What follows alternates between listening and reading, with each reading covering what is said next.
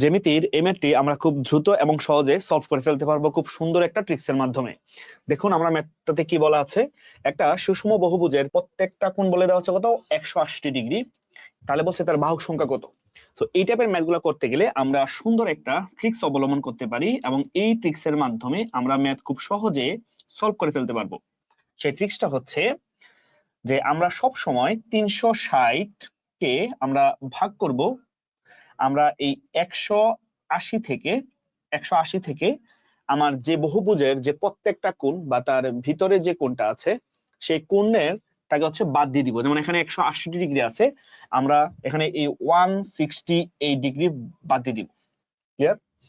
তো বাদ দিলে আমরা কি পাবো, এখানে আছে 360 ডিগ্রি, আর 180 থেকে 180 যখন আমরা বাদ দিয়ে দিব তখন 8 আছে 10 হবে 2 হইলে, হাতে আছে 1, 7 7 আছে 1 হইলে, রাইট?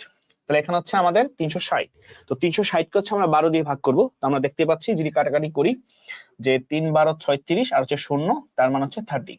হ্যাঁ, তার মানে খুব সহজে বুঝে ফেললাম যে এই ত্রিভুজটার বা এই বহুভুজটার ক্ষেত্রে প্রত্যেকটা কোণ যদি 180 হয় তাহলে এর বাহু হচ্ছে 30টা, অর্থাৎ 30টা বাহু নিয়ে আমি যদি একটা বহুভুজ আঁকি তখন ওইটার বাহু হবে 30টা এবং ওদের প্রত্যেকটার অন্তঃকোণ হবে হচ্ছে 180 ডিগ্রি। আশা করি এটা খুব সহজে সুন্দরভাবে বুঝতে পেরেছেন। তো যদি ভিডিওটি ভালো লেগে থাকে তাহলে অবশ্যই আমাদের এই পেজটিকে লাইক দিয়ে পাশে থাকবেন।